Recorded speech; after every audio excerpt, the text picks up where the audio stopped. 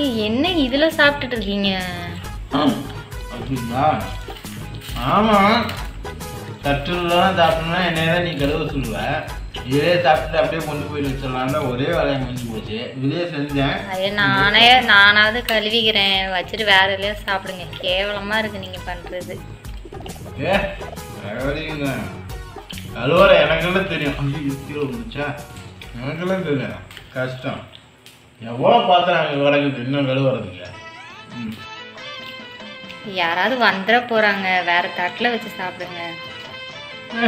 நம்ம வீட்டில் சாப்பிட்றதுக்கு என்னடி எதாவது போய் இது அசிங்கமா?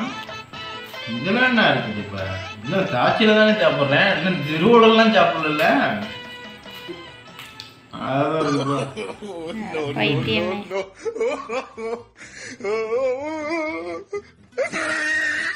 நம் ராஜதந்திரங்கள் அனைத்தும் வீணாகிவிட்டதே.